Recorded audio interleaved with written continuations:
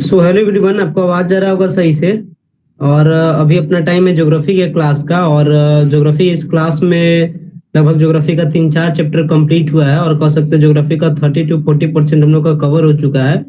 आज ज्योग्राफी का एक और इम्पोर्टेंट चैप्टर को हम लोग कवर अप करने वाले हैं, जो कि अपना है इंडियन एग्रीकल्चर, यानी भारतीय कृषि। हम लोग कवर करने वाले हैं इंडियन एग्रीकल्चर को, कि एग्रीकल्चर का यहाँ सिस्टम क्या है और कौन कौन से टाइप के एग्रीकल्चर इंडिया में होते हैं। और इसके बाद कौन कौन सी प्रकार की फसलें यहाँ उगाई जाती है, यानी कौन कौन से टाइप के क्रॉप्स यहाँ पे कल्टीवेशन किए जाते हैं।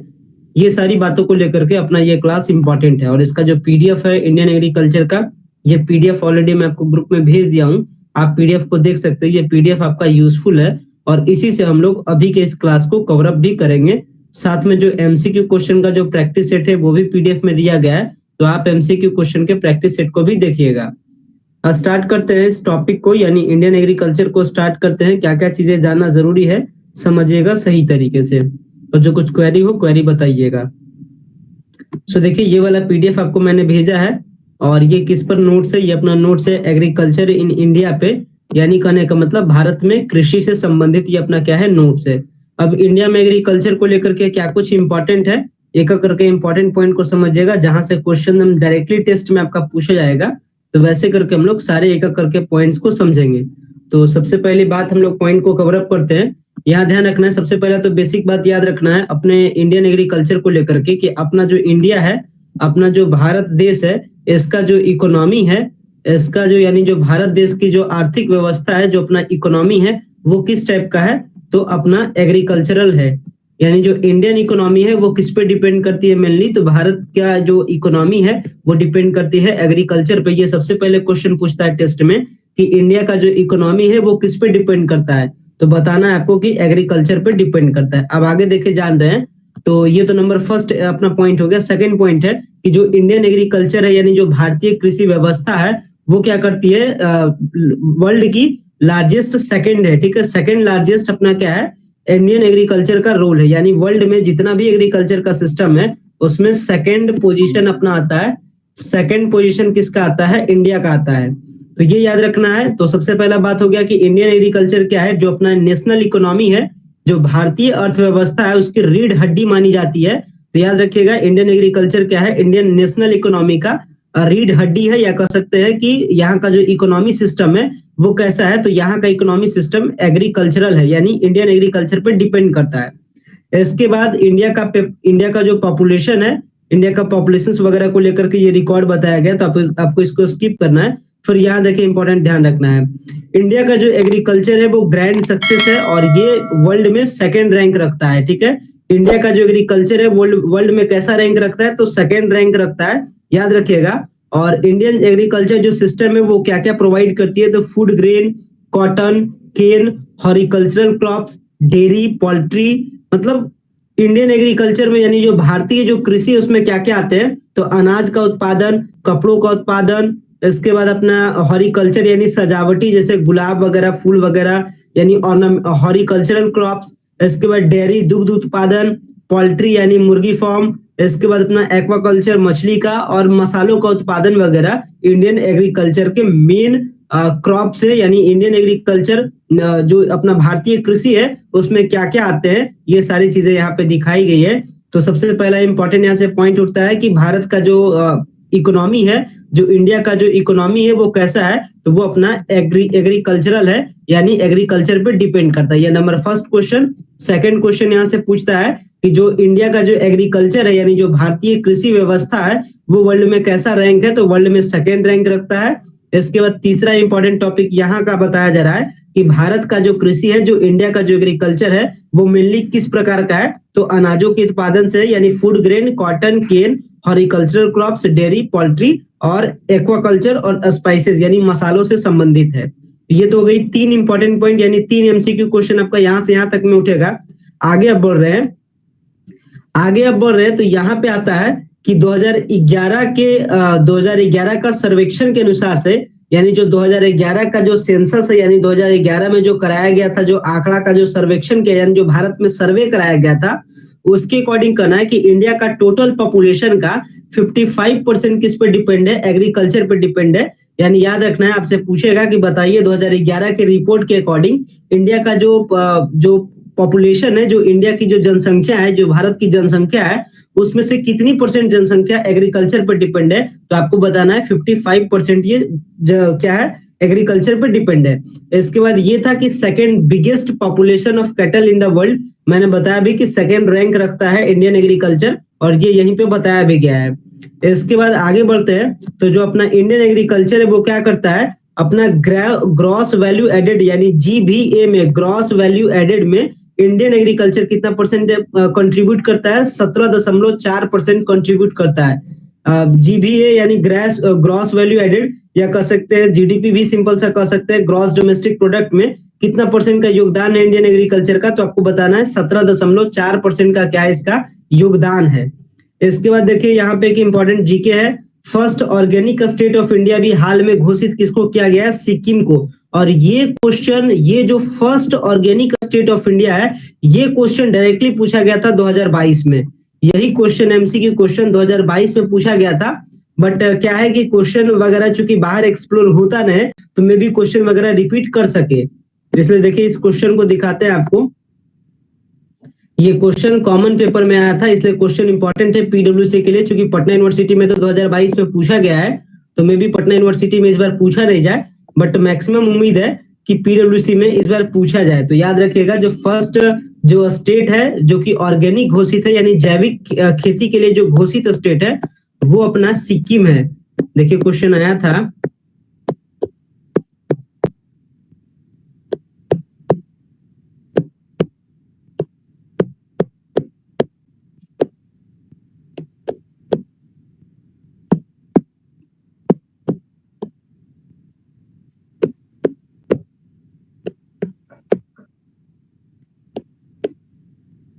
देखिए क्वेश्चन है ना, क्वेश्चन देख सकते हैं, क्वेश्चन डायरेक्टली एकदम टच करता है इंडियन एग्रीकल्चर से।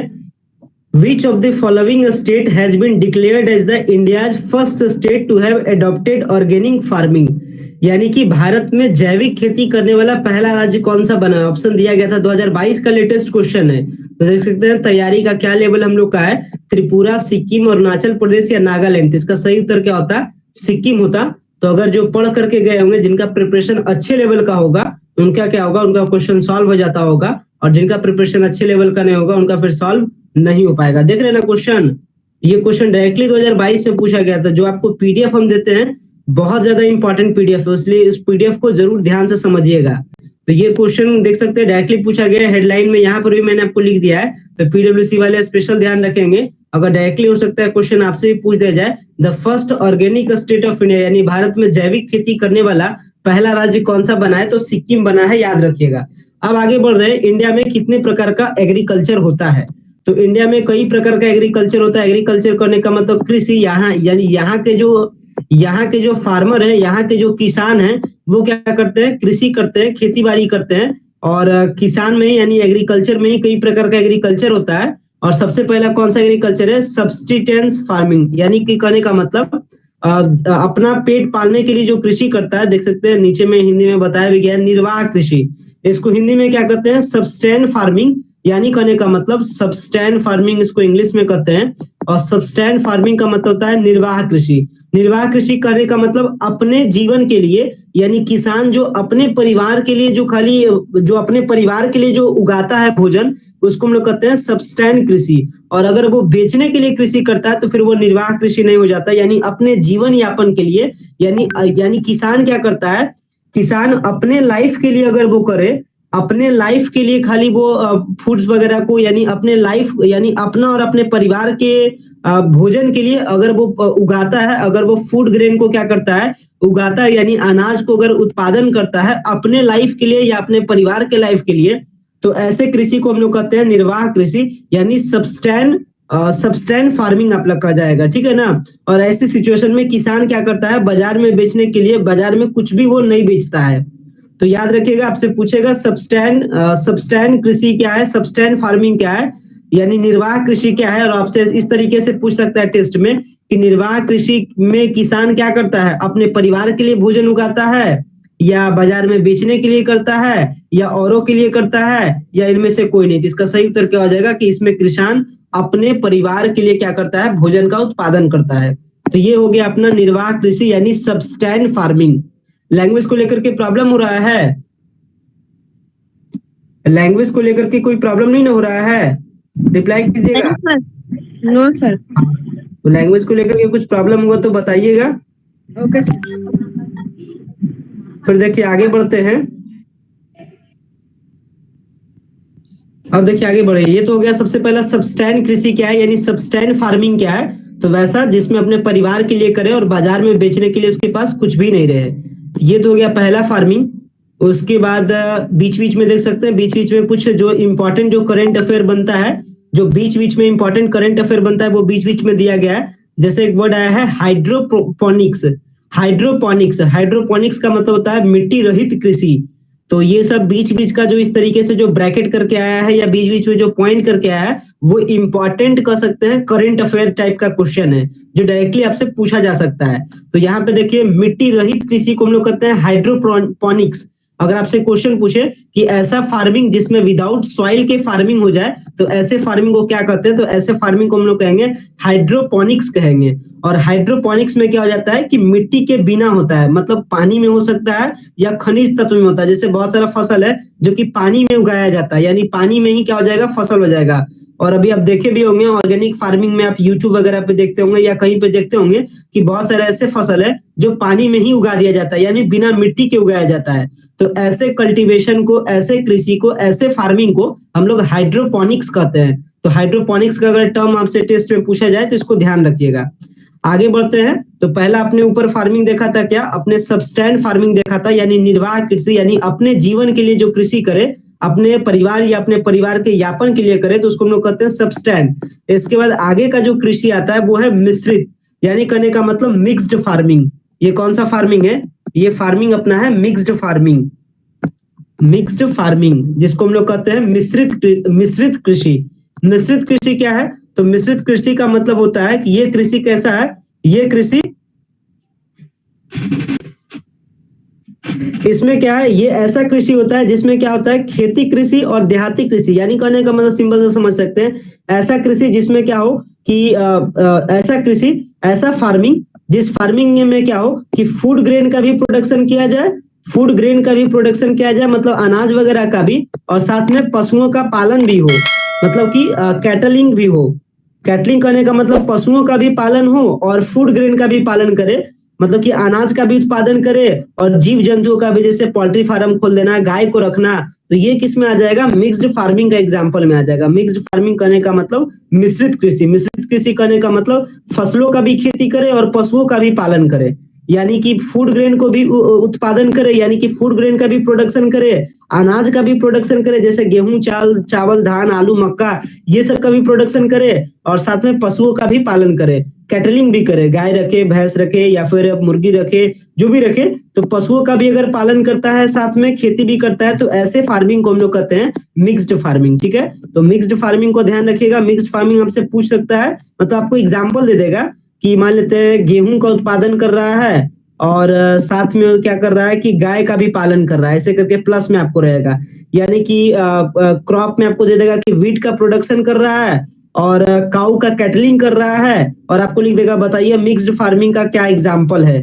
लिखिएगा which is the example of mixed farming. Option आपको दे देगा कि production of crop plus cattling of cow, और इस तरीके से 3 4 5 ऑप्शन रहेगा, और रहेगा नन ऑफ दिस। तो आपको बताना है क्या, मतलब जिसमें क्रॉप का भी प्रोडक्शन हो जाए और पशुओं का पालन भी हो जाए, यानी कैटलिंग भी हो जाए। तो ऐसे ऑप्शन किस में आएंगे? मिक्स्ड फार्मिंग में आएंगे। तो ये हो गया मिक्स्ड फार्मिंग का मतलब।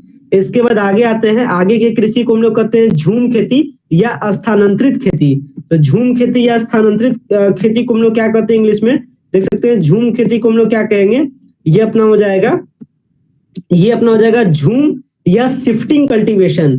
इसको हम लोग क्या कहते हैं? झूम या शिफ्टिंग कल्टीवेशन, जिसका मतलब होता है झूम खेती, या फिर कह सकते हैं ये अपना हो जाएगा झूम खेती या स्थानांतरित खेती। इसके बारे में अगर बात की जाए तो ये एक ऐसा कृषि है जिसमें क्या हो जाता है कि भूमि के एक टुकड़ों को, यानी जिसपे ये जो ऐसा मतलब झूम खेती करने का मतलब कि वो क्या करे कि पहले खेती करे, खेती करने के बाद भूमि को फिर से क्या करे, यानी जिस एरिया पे ये खेती कर रहा है, जिस एरिया पे खेती करे उसको क्या करे, मतलब कि मतलब इसमें कह सकते हैं कि झूम खेती का मतलब होता है कि फार्मिंग करे और फार्मिंग करने के बाद प्लॉट को क्या करे, कुछ टाइम के लिए छोड़ दे, ठीक है। खेती करे, कुछ टाइम प्लॉट को छोड़ दे, फिर क्या करे, वहां का जो पुआल वगैरह हो जाए, मतलब जो वेस्ट मटेरियल हो जाए, जैसे जब भी अगर आपने खेती वगैरह के बारे में आपको पता होगा तो धान वगैरह का पौधा लगाया जाता है। तो धान वगैरह पौधा लगाने के बाद जब धान की फसलें या गेहूं की फसलें काट दी जाती है, तो इसके जो नीचे का जो इसका वेस्ट प्रोडक्ट बचता है, यानी इसका जो टुकड़ा वगैरह बचता है, वो उसको क्या कर दे, बर्न कर दे, स्लैश कर दे, जंगल की भांति क्या कर दे, उसको स्लैश कर दे, जला दे। तो ऐसे खेती में किस में आ जाएंगे, झूम खेती में आ जाएगा, या शिफ्टिंग कल्टीवेशन में आ जाएगा आपका, ठीक है। और ये मेनली होता है क्या, इसमें मेनली आपसे पूछेगा कि झूम खेती होता है कहाँ, तो झूम खेती मेनली आप बताइएगा, असम में होगा, मेघालय में होगा और मिजोरम में होगा। बस मेनली आप इसमें याद रखिएगा कि झूम खेती या शिफ्टिंग, यानी कहने का मतलब कि झूम खेती या स्थानांतरित खेती, यानी झूम और शिफ्टिंग कल्टीवेशन होता है कहाँ मेनली, तो असम में होता है, मेघालय में होता है, और ये क्या होता है, मिजोरम में होता है। और इसमें शिफ्टिंग कल्टीवेशन का मतलब यही साधारण सा समझ, शिफ्टिंग कल्टीवेशन के बारे में अगर आपसे पूछे भी या स्थानांतरित खेती के बारे में पूछे तो सिंपल से समझ जाइएगा कि खेती किया, यानी वहां पे कल्टीवेशन किया और फिर 2-3 सालों के लिए छोड़ दिया, मतलब खेती किया फिर छोड़ दिया, खेती किया फिर छोड़ दिया, 2-3 सालों को छोड़ छोड़ करके जो खेती किया जाता है उसी को हम लोग झूम या स्थानांतरित खेती कहते हैं। और ये खेती मेनली होता है कहाँ, तो असम में, मेघालय में, मिजोरम में। तो ये अपना स्टेट आप याद रखिएगा। तो अगर 3 ऑप्शन है, इसमें 3 मेनली है, ये कहाँ होता है, नॉर्थ ईस्टर्न में होता है, यानी कहने का मतलब नॉर्थ ईस्टर्न करने का मतलब उत्तर पूर्वी में, यानी इस टाइप से अपना भारत है, या इस टाइप से अगर अपना भारत है तो ये अपना क्या है, उत्तर है, और उत्तर का पूर्वी इलाका यानी इधर साइड में, यानी इधर अपना असम आता है, मेघालय आता है, मिजोरम आता है, तो ये सब यानी कि नॉर्थ ईस्टर्न में, याद रखिएगा नॉर्थ ईस्टर्न में, यानी उत्तर पूर्वी इलाके में की जाती है झूम खेती या शिफ्टिंग कल्टीवेशन, या कहने का मतलब स्थानांतरित खेती, और ये होता है असम, मेघालय, मिजोरम में। तो इसमें मैक्सिमम चांसेस है कि आपसे क्वेश्चन पूछे कि बताइए इनमें से कौन से राज्य में झूम खेती नहीं की जाती है, नहीं वाला ज्यादा पूछ सकता है, उसमें असम, मेघालय, मिजोरम रहेगा, और एक ऑप्शन दे देगा, मान लेते हैं यूपी। इसका करेक्ट आंसर क्या हो जाएगा, यूपी, यानी इनमें से कहां नहीं होता है, which one of these state where jhum cultivation is not be followed. तो आपको बताना है क्या, उसका सही उत्तर हो जाएगा यूपी हो जाएगा। मतलब कि ये तीनों स्टेट छोड़ करके बाकी जितना स्टेट है वहां पे झूम खेती नहीं किया जाता। और झूम खेती का सिंपल सा मतलब वैसा खेती बाड़ी जिसमें भूमि के टुकड़े को क्या करे, 3-4 सालों के लिए छोड़ दे, यानी खेती करे फिर छोड़ दे, खेती करे फिर छोड़ दे। तो ऐसे खेती को हम लोग क्या कहते हैं, झूम या फिर स्थानांतरित खेती कहते हैं। इसके बाद आगे बढ़ते यही बताया जा रहा है कि प्लॉट को क्या किया जाता है, क्लियर कर दिया जाता है, प्लॉट को छोड़ दिया जाता है, ताकि क्या हो जाए, प्लॉट का जो अपना कैपेसिटी है वो बढ़ जाए, ठीक है। मतलब प्लॉट का जो कैपेसिटी है, या कह सकते हैं जो प्लॉट का जो क्षमता है वो बढ़ जाए। 2-3 सालों के लिए छोड़ दिया जाता है तो उसकी उर्वरक क्षमता बढ़ जाती है, इसीलिए झूम खेती को किया जाता है। मतलब ये यहाँ पे मतलब ही निकलता है, स्थानांतरित का मतलब ही निकलता है कि एक जगह को छोड़ करके दूसरे जगह खेती कीजिए, मतलब पहले कीजिए फिर इसको छोड़ दीजिए, फिर दूसरे जगह इसको छोड़िए, फिर तीसरे जगह, इसी को हम लोग कहते हैं स्थानांतरित या शिफ्टिंग कहते हैं। आगे आते हैं तो ये अपना हो गया एक्सटेंसिव फार्मिंग। एक्सटेंसिव फार्मिंग का मतलब होता है व्यापक खेती, मतलब जो बड़े लेवल पर किया जाए उसको हम लोग क्या कहेंगे, व्यापक खेती कहेंगे। और ये कितने लेवल पे होगा, एक्सटेंसिव फार्मिंग कैसा होगा, तो एक्सटेंसिव फार्मिंग अपना होगा बड़े एरिया पे, लार्ज एरिया पे, यानी किसी चीज का अगर हम प्रोडक्शन बहुत ही बड़े एरिया पर करते हैं तो इस प्रकार की खेती को क्या करते हैं हम लोग, इस प्रकार की खेती को हम लोग कहते हैं व्यापक खेती, यानी एक्सटेंसिव कहलाता है, ठीक है। जिसमें हम लोग व्यापक लेवल पे करेंगे, लार्ज लेवल पे करेंगे, उसको हम लोग कहेंगे अपना एक्सटेंसिव। और इसमें क्या होता है, इस एक्सटेंसिव फार्मिंग में क्या हो जाता है, चूंकि हम लोग बहुत ही लार्ज एरिया पे करते हैं तो ज्यादा हम लोग प्लानिंग वगैरह करके करते नहीं है, तो इसलिए क्या हो जाता है, इस केस में हमारा जो प्रोडक्शन है वो थोड़ा सा कम होता है, ठीक है। तो एक्सटेंसिव फार्मिंग में याद रखना है, अगर कोई चीज को हम बहुत ही बड़े लेवल पे करें और सही तरीके से नहीं करें तो वैसे सिचुएशन में क्या हो जाएगा, हमारा जो ओवरऑल जो प्रोडक्शन होगा वो थोड़ा सा कम होगा। तो याद रखना है एक्सटेंसिव फार्मिंग में यानी व्यापक खेती में जो हमारा उत्पादन होता है वो क्या होता है, थोड़ा सा कम होता है, और एक्सटेंसिव फार्मिंग में यानी व्यापक खेती में व्यापक खेती में क्या करते हैं हम लोग, मशीन वगैरह का भी यूज करते हैं। यानी किसी चीज का बड़े लेवल पे फार्मिंग हो जाए तो वो अपना एक्सटेंसिव फार्मिंग हो जाएगा। जैसे अब भूमि का बहुत बड़ा टुकड़ा 10 एकड़ 50 एकड़ में अगर हम लोग आम का पेड़ लगा देते हैं बहुत सारा, ये अपना किसका एग्जाम्पल हो जाएगा, एक्सटेंसिव फार्मिंग का एग्जाम्पल हो जाएगा। इसके बाद आगे बढ़ते हैं तो आगे वाले अपना जो फार्मिंग है वो क्या है, इंटेंसिव फार्मिंग है, जिसको हम लोग कहेंगे गहन कृषि। इसको हिंदी में क्या कहेंगे, गहन कृषि कहेंगे। एक इंटेंसिव फार्मिंग, इंटेंसिव फार्मिंग के बारे में बात करें तो इंटेंसिव फार्मिंग का मतलब होता है अगर किसान क्या करे छोटे से एरिया में, किसान क्या करे छोटे से एरिया में बहुत ज्यादा मेहनत करता है या बहुत ज्यादा कैपिटल लगाता है, बहुत ज्यादा पूंजी लगाता है, मतलब बहुत ज्यादा पैसा खर्च करे, बहुत ज्यादा परिश्रम करे, बहुत ज्यादा लेबर करे छोटे से एरिया में, किस लिए, तो ज्यादा प्रोडक्शन के लिए। तो ऐसे हम लोग फार्मिंग को कहते हैं इंटेंसिव फार्मिंग यानी गहन कृषि। यानी अगर आपसे क्वेश्चन डायरेक्टली पूछेगा, मतलब ये पूरा स्टेटमेंट लिख देगा बताइए विच is the type of farming, और बता देगा कि लेबर ज्यादा लग रहा है, कैपिटल ज्यादा लग रहा है, एरिया स्मॉल है, और आपसे पूछ देगा intensive farming, extensive farming, shifting farming, तो आपको बताना है इंटेंसिव फार्मिंग यानी कि कहने का मतलब गहन कृषि, वैसा कृषि, वैसा फार्मिंग जिसमें क्या हो जाए कि अपना एरिया छोटा रहे, लेबर ज्यादा लगाए, मतलब ज्यादा परिश्रम करे, ज्यादा पूंजी लगाए, तो ऐसे हम लोग फार्मिंग को क्या कहते हैं, इंटेंसिव फार्मिंग कहते हैं। और ये जो गहन कृषि है, ये जो इंटेंसिव फार्मिंग है, ये कौन से कंट्री में किया जाता है, तो वैसे कंट्री में किया जाता है जहां का जनसंख्या क्या हो, जहां का पॉपुलेशन ज्यादा हो, भूमि कम हो, तो वहां क्या किया जाता है, इंटेंसिव फार्मिंग को लगाया जाता है। मतलब जहां का पॉपुलेशन ज्यादा हो बट क्या हो, हमारा भूमि यानी कहने का मतलब एरिया क्या हो, कम हो, तो वैसे जगह पे हम लोग कौन सा फार्मिंग करते हैं, इंटेंसिव फार्मिंग करते हैं, यानी गहन कृषि हम लोग वहां पे करते हैं। और गहन कृषि क्यों करते हैं, क्योंकि वहां पे क्रॉप्स का डिमांड ज्यादा होता है, ठीक है। और साल में वहां पर 2 से 3 प्रकार का, साल में कितने प्रकार का, 2 से 3 प्रकार के क्रॉप को हम लोग लगाते भी हैं, याद रखना है। इंटेंसिव फार्मिंग में क्या होता है कि हम लोग साल में 2-3 प्रकार के क्रॉप को लगाते हैं, 2-3 प्रकार के फसल को लगाते हैं, बट एक्सटेंसिव में कोई एक फसल हम लोग लगाते हैं। जैसे आम का पेड़ है तो आम का पेड़ लगा दिए, तो बार बार हम लोग फसल को चेंज नहीं करते। ऊपर का जो कृषि था, जो व्यापक खेती था, जो एक्सटेंसिव फार्मिंग था, उसमें हम लोग कोई एक प्रकार का फसल लगाते हैं। बट इंटेंसिव फार्मिंग में क्या करते हैं कि 2 से 3 प्रकार का फार्मिंग करते हैं। कभी गेहूं लगा दिए, कभी चावल लगा दिए, कभी आलू लगा दिए, मतलब कभी गेहूं, धान, आलू वगैरह लगा दिए। ज्यादा हमारे पास पॉपुलेशन है और एरिया हमारे पास कम है, वैसे सिचुएशन में हम लोग क्या करेंगे, हम लोग करेंगे इंटेंसिव फार्मिंग करेंगे। मतलब इंटेंसिव फार्मिंग मतलब छोटा सा एरिया और ज्यादा परिश्रम लगा दिए, ज्यादा पूंजी लगा दिए। जैसे शहरी क्षेत्र में मान लेते हैं अपना पटना है, तो पटना जैसे क्षेत्र के, जो पटना के आसपास का जो बगल का एरिया है, उसमें क्या रहेगा, एरिया कम रहेगा, तो यहाँ पे सब्जी लगाया जाता है ज्यादा, मतलब कभी भिंडी, कभी आलू, कभी मतलब बहुत सारे प्रकार का सब्जी को लगाया जाता है। तो ये किस प्रकार का एग्जाम्पल हो जाएगा, इंटेंसिव फार्मिंग का एग्जाम्पल हो जाएगा।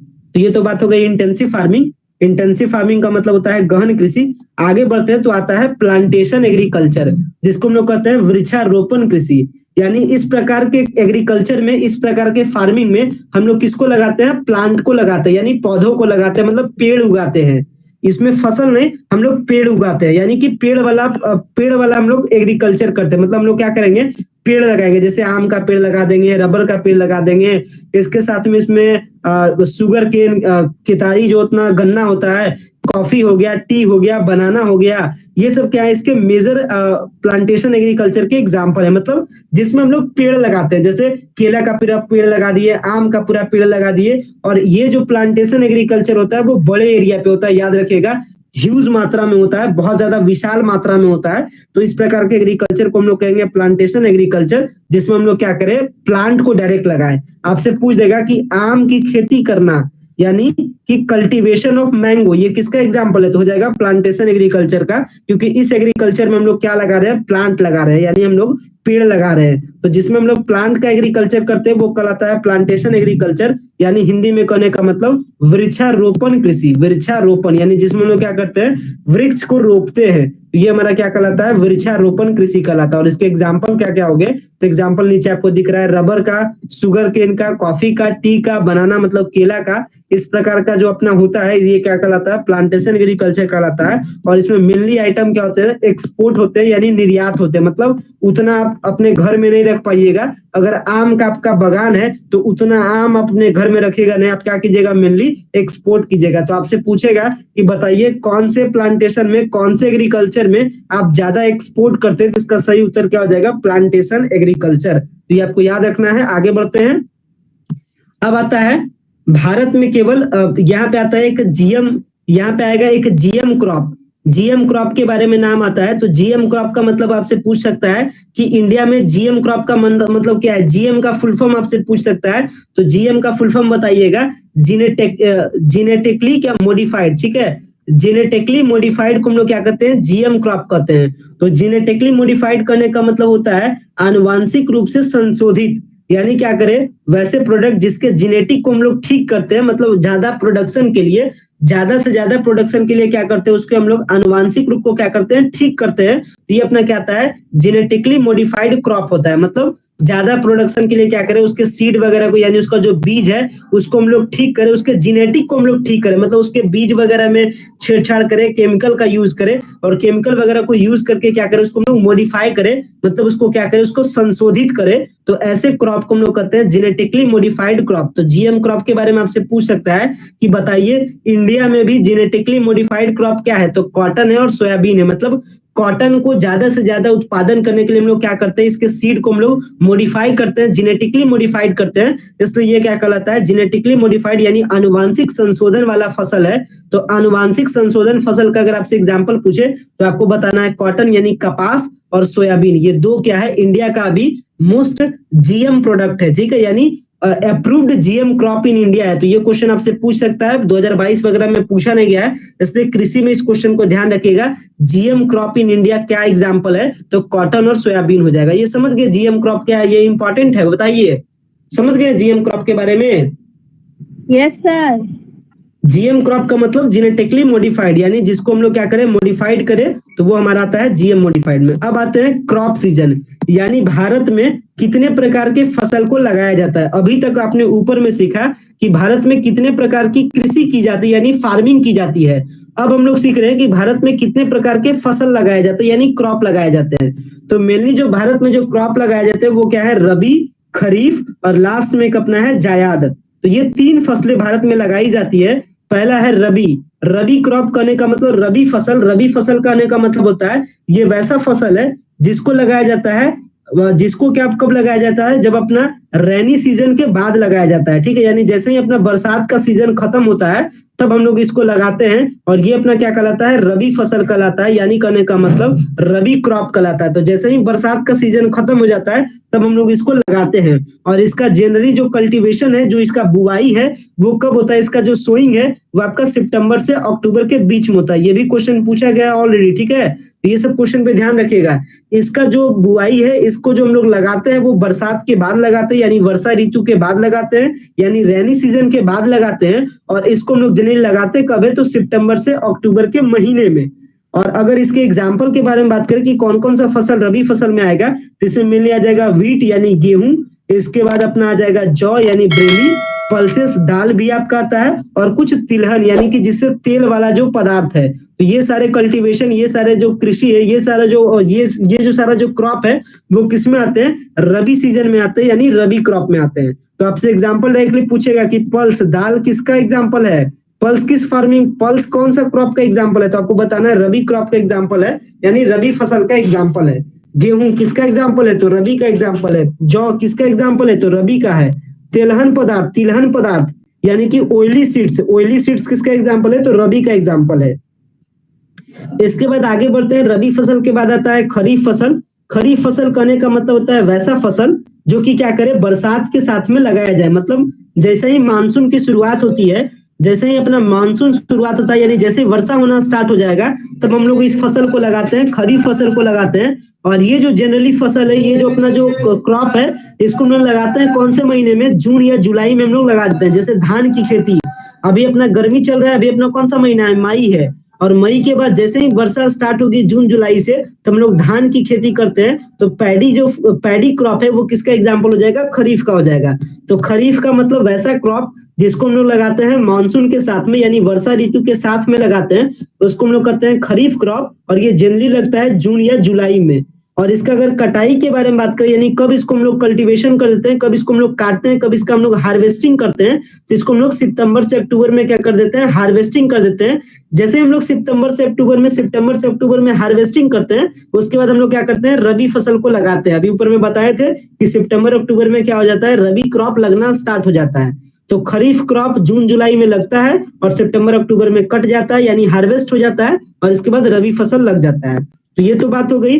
वहीं अगर इंपॉर्टेंट एग्जाम्पल के बारे में बात की जाए कि कौन कौन सा इसका इंपॉर्टेंट एग्जाम्पल है खरीफ क्रॉप का, तो इसका एग्जाम्पल हो जाएगा चावल यानी राइस, मेज मतलब मक्का, इसके बाद अपना बाजरा, इसके बाद अपना मूंगफली यानी ग्राउंडनट, इसके बाद कॉटन कपास, इसके बाद जूट। आपसे पूछ सकता है कॉटन के बारे में, पूछ सकता है बताइए कॉटन कौन सा क्रॉप है, तो कॉटन आपको बताना है खरीफ क्रॉप है। जूट कौन सा क्रॉप है, तो आपको बताना है खरीफ क्रॉप है। ठीक है, तो ये एग्जाम्पल पे जरूर ध्यान रखिएगा। साथ में ध्यान रखिएगा कब लगाया जाता है, और वर्षा ऋतु के साथ कौन लगाया जाता है, वर्षा ऋतु के बाद कौन लगाया जाता है, ये भी आप ध्यान रखिएगा। यानी रबी क्रॉप के बारे में पूरी यह बात आप याद रखिएगा, क्योंकि रबी और खरीफ के बारे में आपसे 100% है कि एक से एक क्वेश्चन आपका रह सकता है, चाहे रबी से रह जाए चाहे खरीफ से रह जाए। तो इसके लिए इसको ध्यान रखिएगा। आगे बढ़ते हैं। तो तीसरा क्या है? जायद है। जायद कहने का मतलब वैसा फसल जो आप गर्मी में लगाते हैं, वैसा फसल जो गर्मी में लगाते हैं। अभी तक क्या सीखे थे क्या कि एक फसल जो रैनी सीजन के बाद लगाते हैं, यानी मानसून के बाद लगाते हैं। एक तो ऐसा सीजन है जो मानसून खत्म हो जाता है तब लगाते हैं, एक होता है कि मानसून के साथ लगाते हैं, यानी जब वर्षा ऋतु स्टार्ट होती है तब लगाते हैं। तो और एक मानसून से पहले यानी गर्मी में, जैसे अभी चल रहा है गर्मी, तो अभी जो क्रॉप वगैरह को लगाएंगे वो कौन सा क्रॉप कहलाएगा? जायद क्रॉप कहलाएगा। तो जायद क्रॉप में क्या क्या आते हैं? तो जायद क्रॉप के बारे में मैंने बता दिया, जो गर्मी के सीजन में लगाया जाए, यानी वैसा क्रॉप जिसको समर सीजन में लगाया जाए, यानी गर्मी के सीजन में लगाया जाए, वो अपना कहलाता है जायद कहलाता है। और ये जनरली कब तक रहता है? तो ये अपना अप्रैल मई जून तक, मतलब अप्रैल मई जून तक ये मेनली रहता है। जैसे ही जून स्टार्ट हो जाएगा, यानी जैसे ही वर्षा स्टार्ट हो जाएगा, तो फिर क्या लग जाएगा? फिर अपना लग जाएगा फिर जाकर के अपना क्या लग जाएगा? फिर अपना लग जाएगा खरीफ क्रॉप, यानी खरीफ फसलें लगना स्टार्ट हो जाएगा। और इसमें मेनली किसका एग्जाम्पल आता है? सब्जी वगैरह का। यानी अगर आपसे पूछे कि बताइए सब्जी लगाना, यानी सब्जी की फसलें, यानी कहने का मतलब जो अपना वेजिटेबल क्रॉप है, वेजिटेबल क्रॉप किसका एग्जाम्पल है? तो इसका सही उत्तर क्या हो जाएगा? ये अपना एग्जाम्पल है जायद क्रॉप का। तो जायद क्रॉप के बारे में याद रखिएगा, जायद क्रॉप में आ जाएगा सब्जी, धान आ जाएगा आपका खरीफ में, और गेहूं आपका मेनली आ जाएगा रबी में। इसके बाद एक बीच में आया ग्रीन रिवोल्यूशन। ग्रीन रिवोल्यूशन कहने का मतलब हरित क्रांति। हरित क्रांति के भी बारे में आपसे पूछता है, तो हरित क्रांति क्या था? हरित क्रांति जनरली 1960 में, यानी 1960 में एक रिवोल्यूशन होता है। एक क्या होता है? रिवोल्यूशन होता है, मतलब कि भारत में कृषि के उत्पादन के लिए एक क्रांति की जाती है, एक रिवोल्यूशन किया जाता है। और ये रिवोल्यूशन मेनली किस चीज के लिए हुआ था? तो ये मेनली रिवोल्यूशन हुआ था, ये अपना रिवोल्यूशन हुआ था किसके लिए? याद रखिएगा, ये अपना हुआ था मुख्य रूप से गेहूं के लिए। ठीक है, यानी व्हीट के लिए हुआ था। गेहूं के उत्पादन के लिए, यानी व्हीट का जो प्रोडक्शन है उसमें ज्यादा प्रोडक्शन हो, प्रोडक्टिविटी को बढ़ाने के लिए एक रिवोल्यूशन किया गया था, एक क्रांति किया गया था। मतलब एक प्लानिंग करके एक सेटअप किया गया था कि नहीं अब हम लोग क्या करेंगे? ज्यादा से ज्यादा उत्पादन करेंगे, ज्यादा से ज्यादा प्रोडक्शन करेंगे। तो इसी रिवोल्यूशन को नाम दिया गया था ग्रीन रिवोल्यूशन, जो कि मेनली किस चीज के लिए हुआ था? व्हीट एंड राइस के लिए हुआ था, यानी गेहूं और चावल के लिए हुआ था।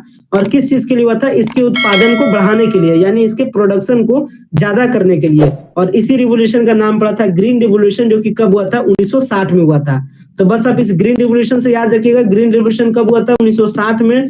ग्रीन रिवोल्यूशन किसके लिए हुआ था? तो गेहूं और धान के लिए, यानी व्हीट और राइस के लिए। और इसका मेन मोटो क्या था? तो इसका मेन मोटो था कि प्रोडक्शन को ज्यादा करना, यानी प्रोडक्शन को इंक्रीज करना, यानी उत्पादन को बढ़ाना, इसका मेन मोटो था। और इसका ये भी एक इसका मोटो था, इसमें मोटो क्या था कि अपने आप पर डिपेंडेंसी होना, यानी फॉरेन एक्सचेंज पे डिपेंड मत करना, मतलब कि विदेशों पे ज्यादा निर्भरता मत करना, अपने देशों पर, अपने देश के उत्पादन पर क्या करना? निर्भरता करना। और इसीलिए ग्रीन रिवोल्यूशन को किया गया था। तो ग्रीन रिवोल्यूशन बहुत ज्यादा फायदेमंद भी हुआ था किसान के लिए भी, क्योंकि किसान क्या हुए थे? ज्यादा से ज्यादा धनी हुए थे, किसानों को फायदा हुआ था। तो ये एग्जाम्पल आपके थे, ठीक है ना, जिसके बारे में हम लोगों ने बात किया। अब बोलिए, ये अपना इतना ही बात आपको एग्रीकल्चर से याद रखना है, इतना ही से क्वेश्चन आपका पूछा जाएगा और हर साल इतना ही से पूछा भी जाता है।